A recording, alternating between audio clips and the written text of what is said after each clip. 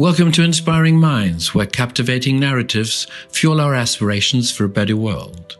Join Anabel as she introduces extraordinary individuals whose stories motivate us to act for a world worth living in.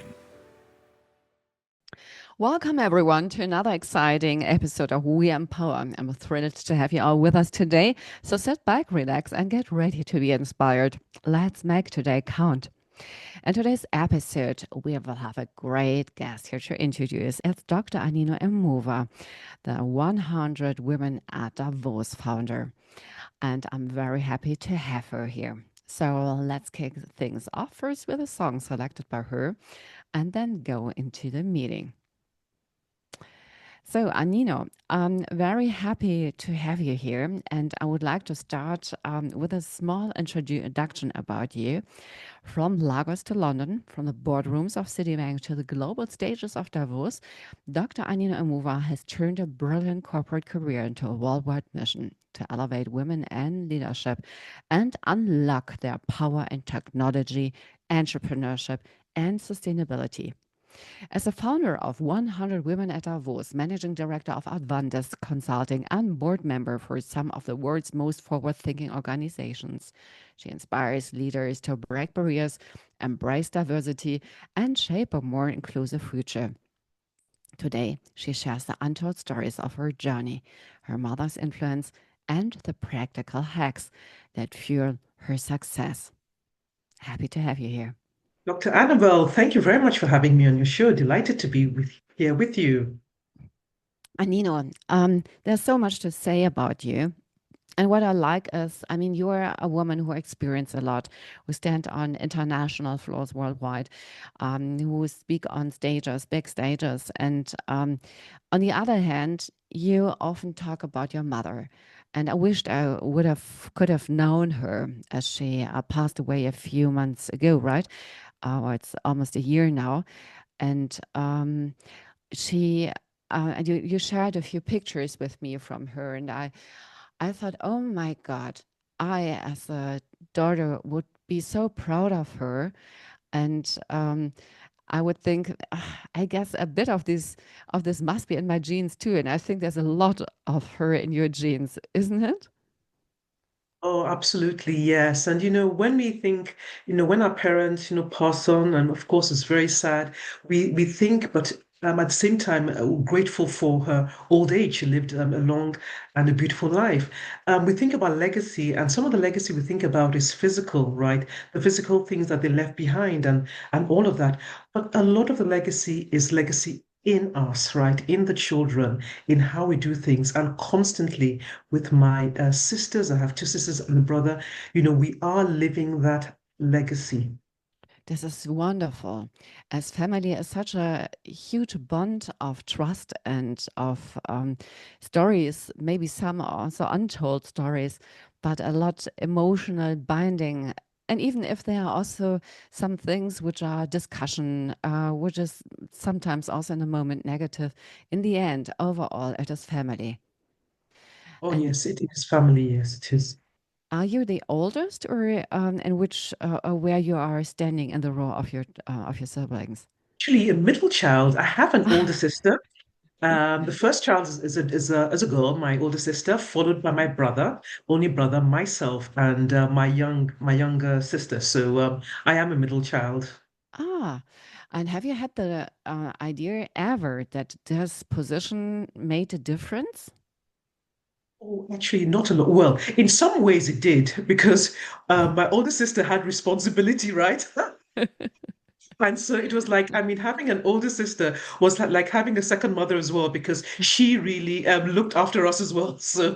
So I must admit, in many ways, I felt I was a little bit spoiled like that, or really lucky. But in terms of the way in which we were brought up, right, those were just absolutely labels. One thing that I knew about our parents and my mother was that we were all brought up individually as we were. So you had universal values, Mhm. right? But understanding each and every child, and that was the beautiful thing. So we had the kind of upbringing that was relevant to us as ourselves, our personalities. And that was, I don't know how they did that, but that was certainly a gift from them. This is wonderful. And how you describe it, it's not something which is given, right? In many other families, it could have been different, that there was a plan of the parents for the kids they should follow, no matter what they think on their own. Oh, I think, this is so right. And we are living it absolutely every day. Whilst we were aware, right, of how our parents certainly brought us together as a family, and that wasn't just us, the four of us. It then included spouses, it included, our own children with time, and even great-grandchildren. Even the gatherings that we had together, at Christmas, the whole family would come together wherever we were in the world. It was rarely would you have any of the children or grandchildren missing. Once in a while, of course, yes, we became a large family, but we'd all gather. And but in all of that was certainly the values, right? And the importance of support, the importance of resolving issues. And at the time my mother passed, my father had passed away 3 years ago, my mother a few months ago.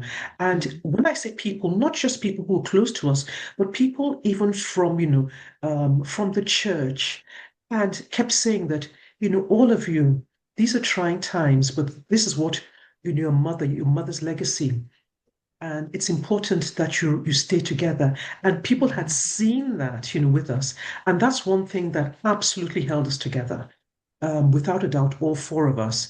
There was never anything that came from the outside that Mhm. could penetrate those bounds, and that's because, or those bonds, and that's because we knew that our parents had worked through their life to make sure that this happened, right? And it's not just for us; it's also for our children and also for now the great grandchildren that my parents actually left behind as well. Great. Wow.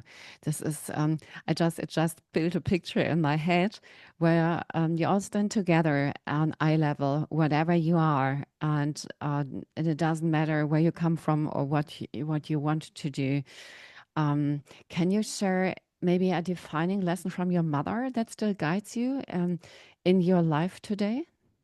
Oh, absolutely. There's certainly the one of values, right? And to remain true to your values, irrespective of what the pressures are. And the world is very different, today. We have a world where fake news is news, where the truth has been distorted, right? And it is to stay true to those values. That's the first thing. The second thing, and importantly, is the generosity. Yes, of course, we're going to talk about, professionalism and all of that, which were key and critical to my mother, a lot of which, all of us as children have inherited. But the other thing was really important was that despite anything and everything that is happening, that there are always people out there who are in need. And that spirit of generosity, irrespective of whatever it is, right, we always have to think of others and do things for others. I think is something that is abiding. And I remember, with my younger sister once, and maybe there was a need from, outside, and we thought, and how can we actually support, that person? We can't really support. And I said to her, I said, one thing I learned from my mother is that no matter how little it is, it's something and it's better than nothing. And we've learned that. So continue to support others, no matter what your circumstances are. There are always people who really are in need. And if they come to you, support them in whatever way you can at that point in time. I like that very much. And I have to say, from a family, I was given also a similar attitude or belief system because my family escaped to Germany. So they had to build up everything from scratch. And they gave to other people in this situation. And when we were talking about it, I said, "What did you have to give?" And my grandmother said, "Generosity, helping other people." I said, "But you had no money. You came here just with kids you had to feed." And she said, "This is an attitude. It has nothing to do with how much money you have at that time. And it is a kind of, how do you say, I mean, it is a kind of elegance, I would say, too, isn't it?" It is, it is. And I think that that kind of, it is that attitude that drives you because if you if you have that at the back of your mind, right, and you're thinking about others, right, you find that you have resources in different ways, right, that you can deploy. It could be time, it could be kindness, it could be an ear, it could be financial, it could be something that you have that is of value to somebody else. And the important thing, right, in that act of giving, the most important thing is that very often we underestimate what it can do to change or to better the lives of others. And in giving, you find out that that gift of time, that gift of an ear of advice, of money, of something physical is something that can help to set that person on a better path. And you have then impacted the life of somebody, and very often, not just them, their families as well. It's truly important, very important. I like this so much what you say, and understanding also your engagement for women with this background of generosity, that you open the floor to every woman. You give them a space where they haven't been seen beforehand, being disciplined, working hard, earning maybe also a lot of money, but not being seen, not being empowered to show um, what gifts they have, what skills they have, how beautiful from the inner mind they are. You unroll them this floor. And has this maybe also something to do with your experiences? Because I mean, you have a Nigerian heritage, you have a British education, so there must have been also a move in your early life. Yes, undoubtedly. My parents were educated in the UK. My mother studied law in the UK, and in our turn as children, they wanted that kind of education to us. So at the age of 15, my sister and brother were already in the UK. I came to the UK, and of course, as a foreign student, coming from Africa into a totally different system, even though the background, we had a lot of a British type. Education and upbringing, but it's still different, right? It's different weather, it's different, despite all the holidays spent. So yes, so you obviously had to fit into a system, which wasn't always very easy. But but also the kindness of people, right? The kindness of the other girls in boarding school helped you to be part of that system as well. So there's undoubtedly it's the what you do, but it's also how others also embrace you. And I've had the opportunity to live in, I don't know, 5, 6 countries so far in my life. And it's that spirit of embrace each time. And even till today, I'll tell you this, Annabel, that even Mhm. when I travel, the kindness of people Mhm. the kindness of people strikes me over and over again. And I travel a lot. And yet, people, and these are people who have never met you, they don't know Yeah. you, and just little acts of kindness. And that makes the difference to your day. So, certainly, undoubtedly, there's that background. And I've seen what my mother has done. I've experienced certain things myself.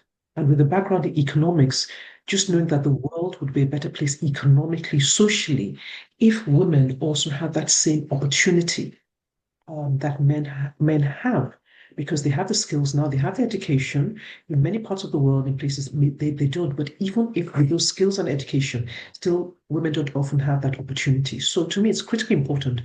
And given the state of our world, right, where leadership today is critically important, that women also have that opportunity to rise and to contribute side by side with their male peers. I completely would underline every word you said, Anino.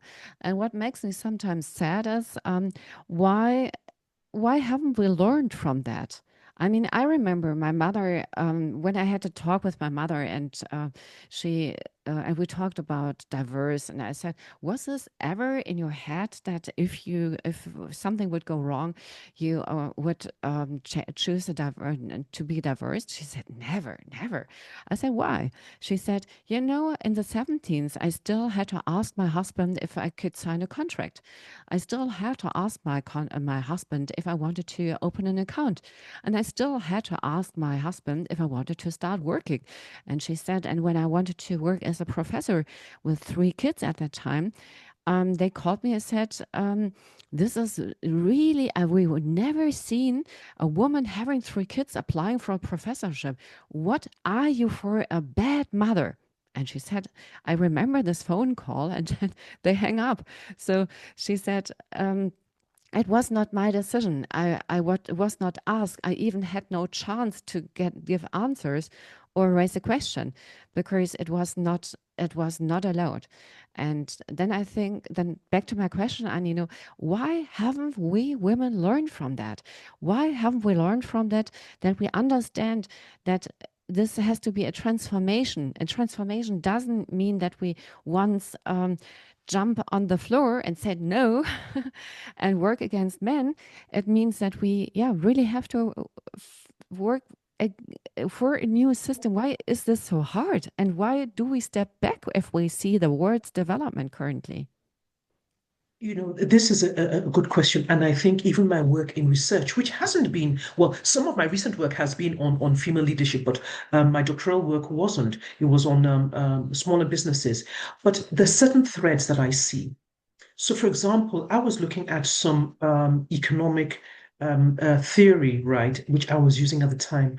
And I found that, when you looked at the change, right, I found that there was something that was missing, and that was in terms of social norms. And I said that social norms affect the way in which people make decisions. So it was all about this economic decision making, but our social norms shape the way we make decisions.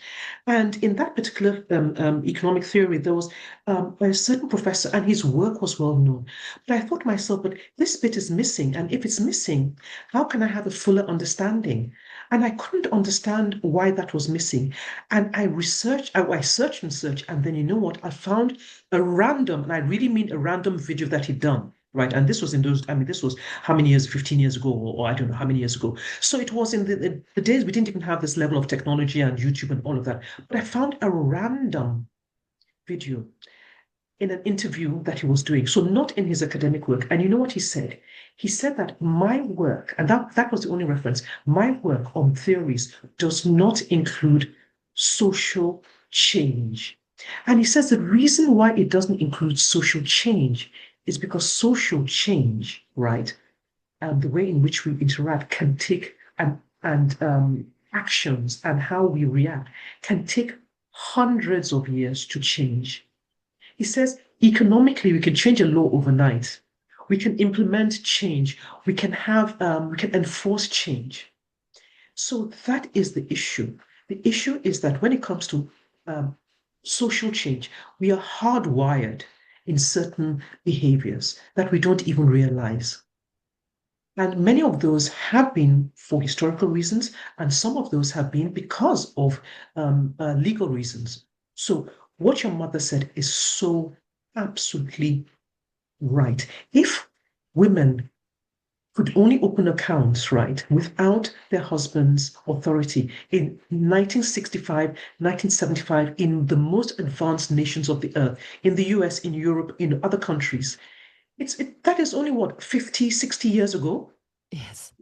So, the other thing is, with the women business and the law, and some of the researchers and some of the authors, and we have very good relationship. One of them is part of 100 Women at Davos. When they look at laws, there is no country, none in the world, where in the law there is equality. None. It might be minor in some countries, right? But still. So all of these have shaped throughout history women's rights. And so we are coming from, and it doesn't just shape rights, it shapes the way we think, because then we're used to seeing women in certain positions or not in certain positions. And that becomes norm. So culture and tradition and social things have shaped the way we look at leadership, the way we look at men's suitability, women's suitability. And it's difficult to change, which is why we have to act really intentionally about it. Otherwise, we'll be here in another 150 years talking about the same thing. Social norms are very difficult to change.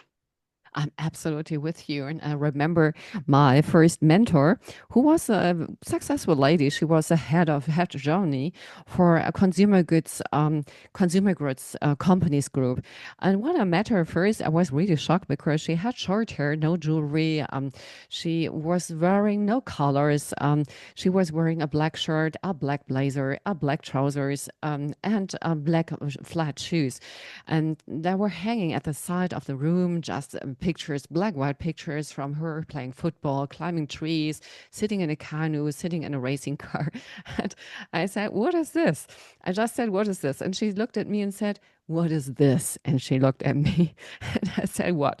What do you mean?" She said, "This is success." And she showed her finger to the pictures and she said, "And this is, I don't get it."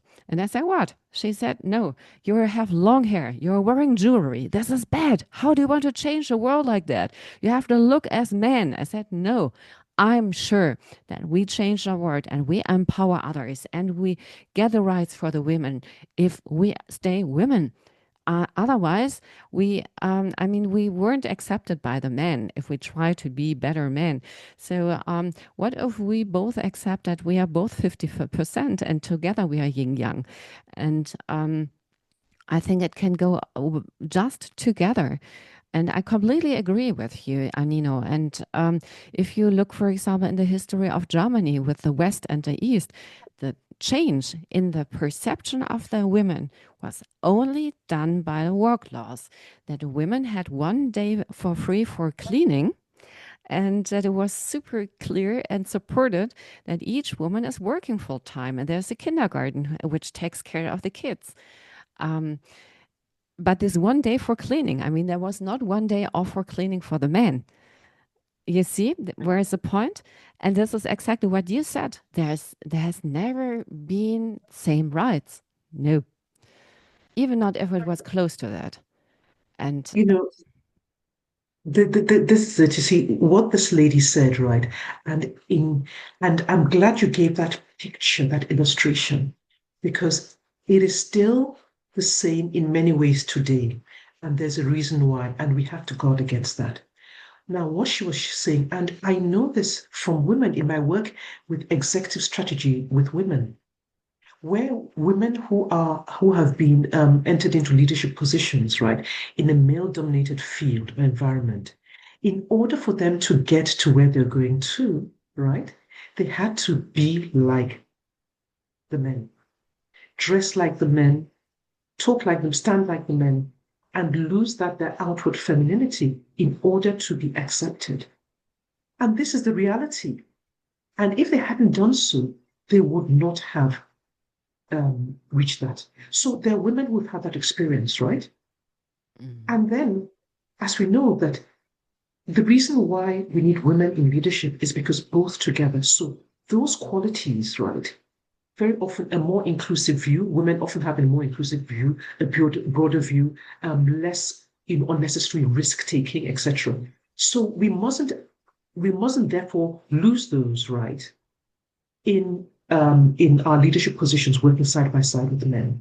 So that is the thing. But Annabelle, the shocking thing today is, without mentioning particular leaders on the global scene today, it is in some cases we still see the same, that certain women who were able to get to the top of very visible global roles, world leadership roles, were only able to do that if within the systems that they rose into, they had to be like the men and take some of those qualities, right? So that is yes, still the world that we're living in today, right? But on the same side, we have a lot of women also who are top leadership positions who say that I bring to it what I am, and that is why it's important, and this is why it's good. And those are also role models. So we do see both. It is yes. changing, but we do see both. Absolutely. I completely agree with you. And therefore, it's so important that organizations like your 100 Women at Davos is supported because you gave women a voice and a visibility with 100 Women at Davos collecting who's there, and that it needs to be more there at this point and at this area and at this location where which stands for power, right? For economic power. Oh, doesn't it just? And I think I told you in a previous conversation how I came across the World Economic Forum because I went to the London School of Economics. Undoubtedly, it would something that would be talked about then, right? And to think about this, really exclusive place where leaders came to, and in those days, I think I'm not even sure if governments were there. It was economic leaders, so heads of the biggest, companies in the world. Very often, of course, in the West, and global South were not part of it, and came across and made certain, decisions that would affect everybody. And I thought, oh my goodness, right? And we are not part of this thing. Only to find out, um, decades later to actually have an invitation there. And the lack of women, of course, was striking from two perspectives for me. One was from the perspective of having been in that environment and had opportunity to engage with global leaders and to be able to share my thoughts one-on-one with them, not just listen to them speak, which is important, but also to share. I thought, if we're not there in the room sharing, then how do they know what we think, right? So that was it.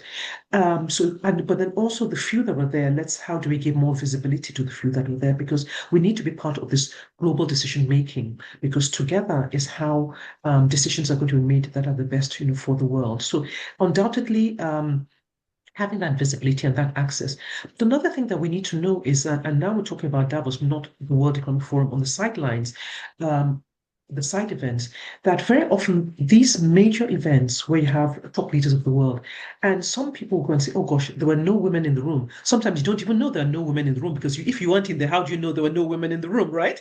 But the thing is, as we have engaged and we have been part of this and collaborated, what has happened is that they didn't know how to get women in the room because their networks didn't have those women.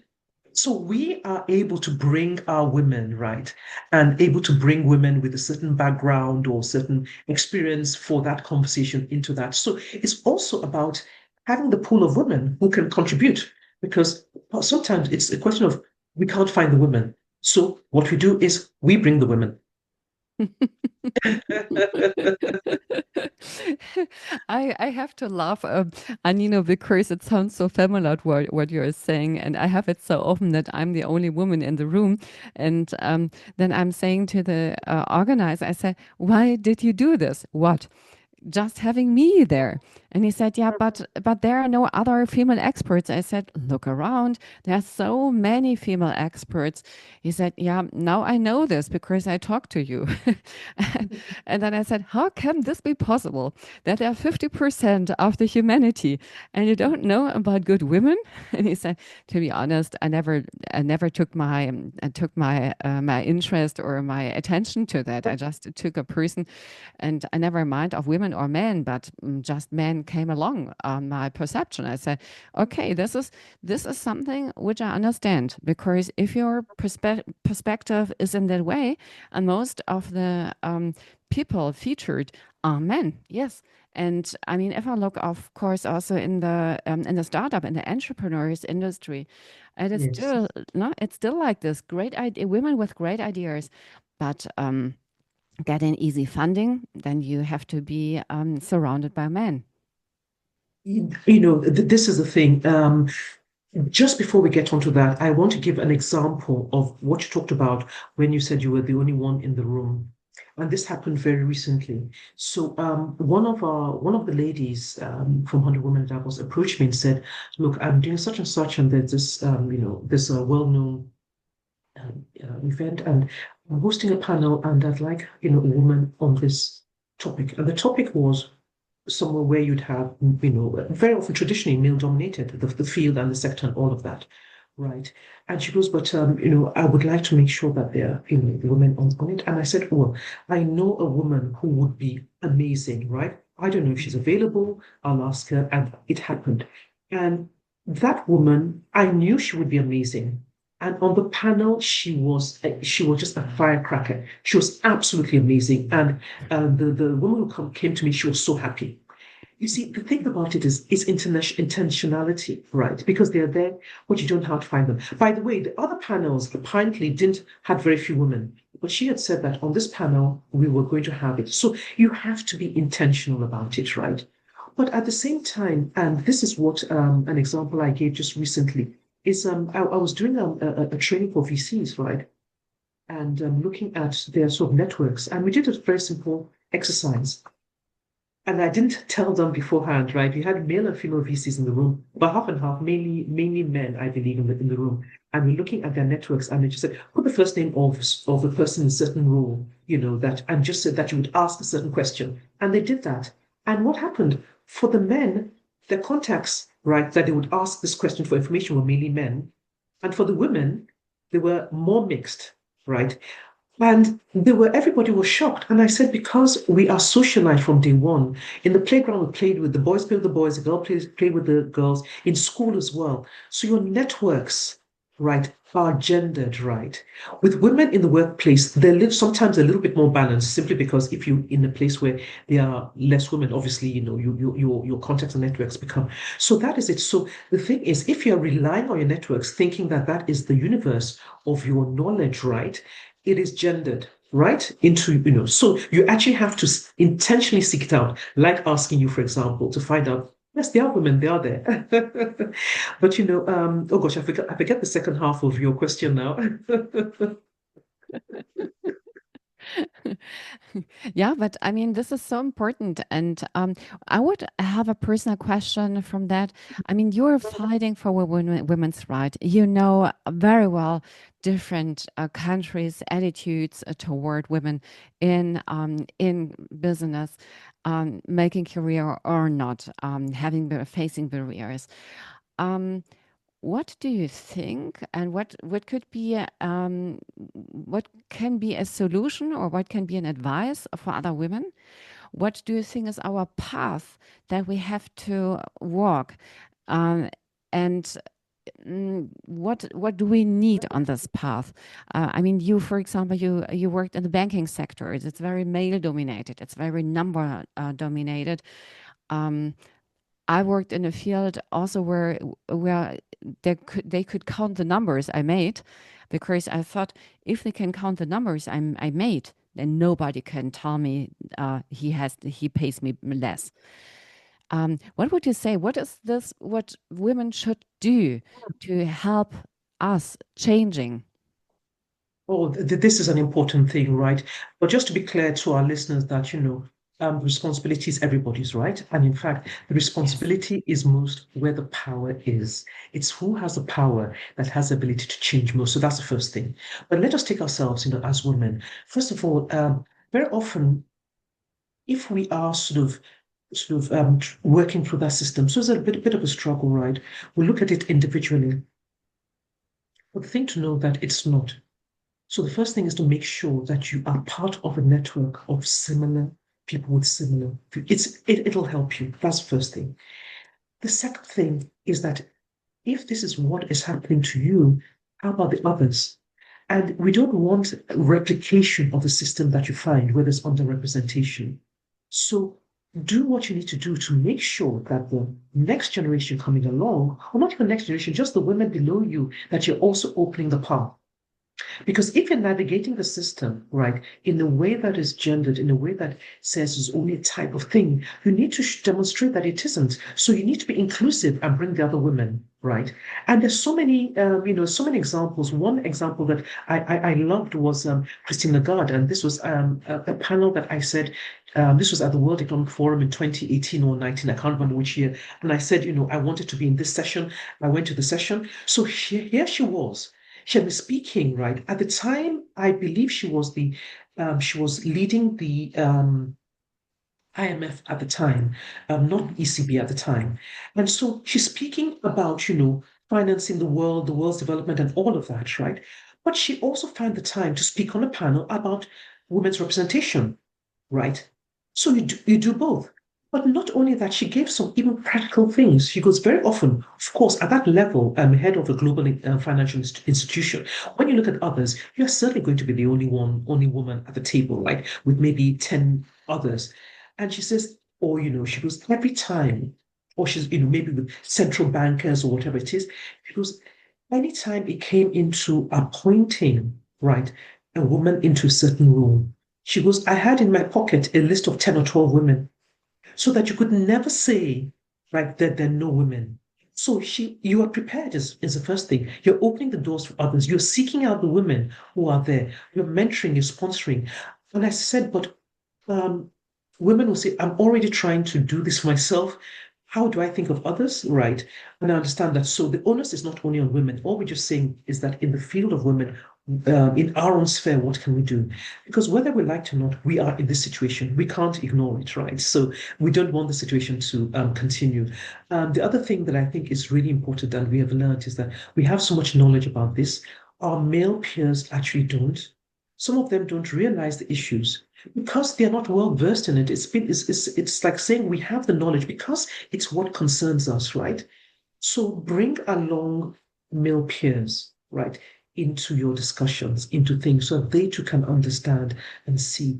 I mean, I've had situations where it's been like, for a man, it's been like, oh my goodness, my eyes are open because I didn't see this. But let's be honest, even for women experiencing it, even for me as a woman in that field, there's certain things I didn't even realize until I went to look at the data. Right. So sometimes even you may not realize what is happening. So bring in male peers as well, open the doors for other women, and make sure that in your sphere that there is, it's also inclusive. I know that for me, especially, I come a lot of speaking engagements. People invite me for speaking engagements, and many times I can't make it. I recommend another woman. Absolutely, and that's it. We don't need to be friends with every woman. That's not. But I think we have to support be supportive, whatever happens, towards a society we would like to have, right? Towards a planet we would like to have. You're saying you get so many speaker invitations, and I can imagine, and you have a traveling life. I think you are, I remember you are located in France, but I think you are a kind of cosmopolitan, living in the world, living somewhere in the world. How do you stay in the middle of, stay in your middle? How do you stay resilient? Where do you get your intuition and feed it? What are your hacks? Do you want to share this with us? Yes, certainly I know that even though it may not look like that, I know that, for me, I'm an introvert, right? So it may not look like that. So I need, that grounding, that centering. I need to have my time. So, which is my time for me. So I build that into my schedule to whatever it is I do, right? So some of those days can be really intense when you're out on the road. And the reason why, as well, is that if you're out of the office as well, you want to make sure that time is is really well spent. And also because, there's so many people that you would not have the opportunity to meet. So a lot of meetings, a lot of speaking engagements, a lot of sessions and attending that. So it is draining. So I need to recover back that energy as well. Um, um, the thing is to remain connected and to remain grounded, right? What are the values and things that keep you grounded? And there's also physical. And I know that, I'm not as good as I would like to be with that, So all that from how you eat, how you exercise, your mental, what keeps you calm, all of those are very important. And very often I'm telling easily, those can give way once you're on the road, as it were, traveling. Okay. But then little hacks. So, for example, when I'm in New York for the United Nations General Assembly, and it's this 8 days. I mean, literally, I didn't. Yes, I was central, but central enough to be able to walk every day to and fro from places to and fro, plan my time so that I'm physically moving as well. So there are also little hacks, like that. But I know that I need to do a lot better, especially on sleep. Sleep is important, on your routines because you want to put everything in, make sure that you have enough sleep. So yes, I could do better, but these are some of the things. I'm just laughing and thank you for sharing these private insights because my small son he came to me this morning and he said, "Mom, I don't look good and I don't feel good." I said, "Maybe Oh. you've slept too little." He said, "Oh my God, is this so easy?" I said, "Yes, some things are very easy. Our body is a really medical machine in a way of healing yourself." He said, "Oh, this is magic. I have to try this evening." Yes, I mean, very true. And you're right to even mention with, with your son, and this is something that we should also share with our families. Really important. Yes, I agree. Absolutely. And I think it's also about the mood or the behavior towards others, as you described, which keeps you in a way that you're not staying in negative mood or in toxic situation. But remember also that you always try to uplift women, that you uplift the situation, that you try to make a better situation out of the one we are facing, right? Yes, and talking about travel, I give you a personal experience that happened to me. I was heading to New York for the UN General Assembly, and I had to bring my flight. I had to take an earlier flight because I was invited to speak and to participate in the unveiling of a fund for women. And this is a $5 billion fund for women. And I was invited to participate in the unveiling of it. So this is really important and exactly the kind of thing that one would like to be involved in. And I headed off, I mean, traveling up and down, I headed off to the airport and I, as I got to the counter, right, as I got to the counter, the lady there saw me and she recognized me and said, "Hi, you're traveling?" I said, "Yes." And as I was getting there, I suddenly remembered that I had left an important piece of documentation I needed for my travel. Mm. And I had to be there, leave this day to be there the next day for this thing. And I had not only that, I had a delegation of 22 women. And, and there was certainly no time from the airport to go back home and come back and all of that. And I needed it to be on that flight. And at that moment, so I just said to them, I said, "Oh my goodness, just seeing, I realized I've forgotten this." Then they said, "Okay, look, let's see if we can rebook you. We don't know if we can get you." I said, "I need to be there on time." They said, "Look, just once you call the airline, tell them that they must put you on the next flight, right? And hopefully you get there on time." So we're doing all of this, right? And I was calling on the phone, you're waiting. And in that time, not realizing that they were doing something as well. And next thing, one of them called me and said, "Please come to the counter. We have it all sorted." So they were also trying to sort out my problem in a different way that I didn't realize. This Such is amazing. such kindness. The next time I was just going to London just last week. I was about to head in through the security. I was standing out there opening up, my my phone for my boarding pass to go through, and I saw this lady come out, and she was one of the security, and so she was heading the other way. And she said hi to me and she said, "Oh, she's just going to have a break." So I said, "Oh, have a good break. I'm traveling now and all of that." She goes, "Have you had lunch?" And I said to her, "No, I haven't actually." You know what she did? She goes, the reason I asked, she had this bars, cereal bar, energy bars, and she opened and says, "Please have one."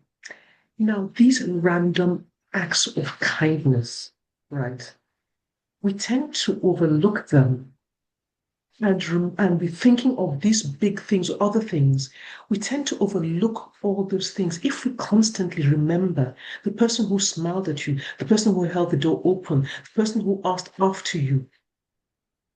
That puts you in a positive mood. But when you get into the negative, you start seeing all the negatives.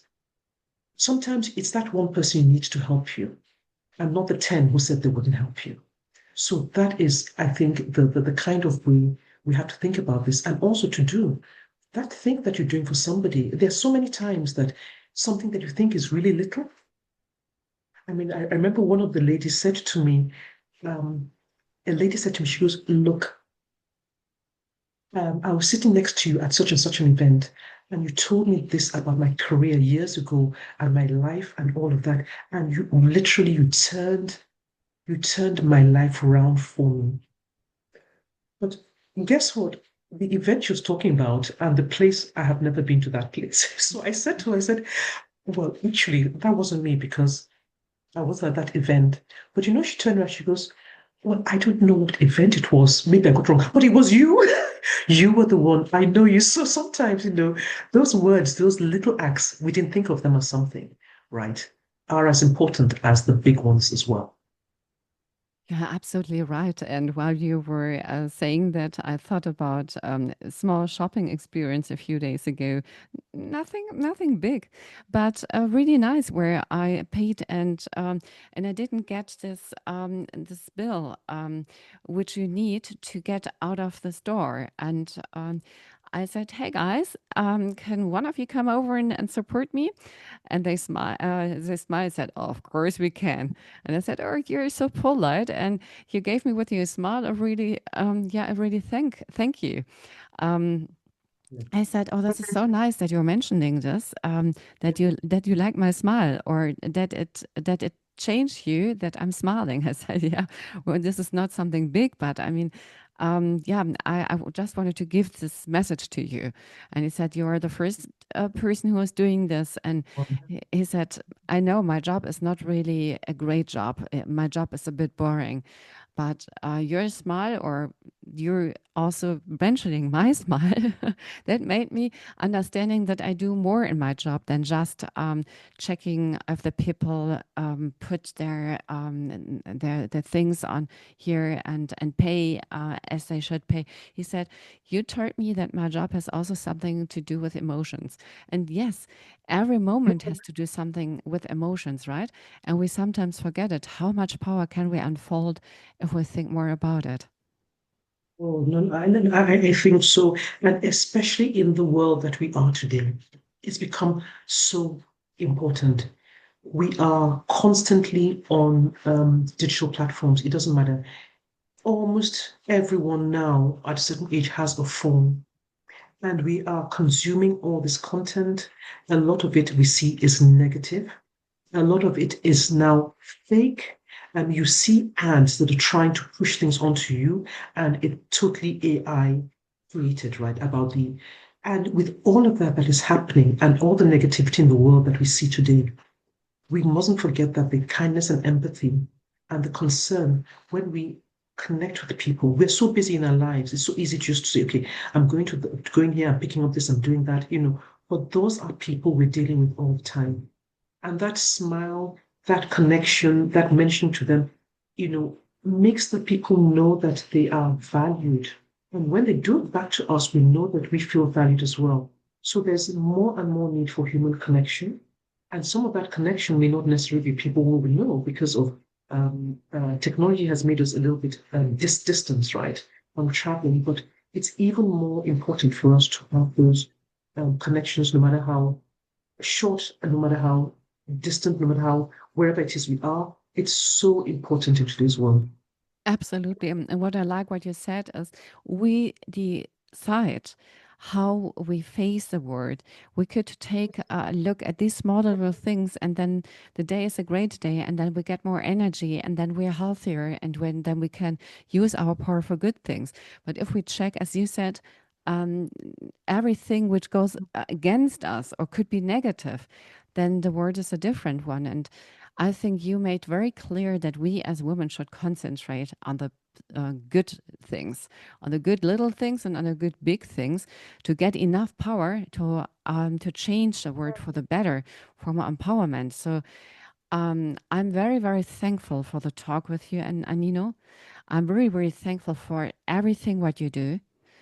And I know that we can change the world. Yes, I know that we can change the world with people like you and change the world for the better. And I'm very much looking to the impact we will continue to make together the world a better place.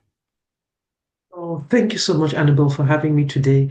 And I think even just giving me the space, the platform, the voice is part of the collaboration and the working together. And this is certainly what we need to do.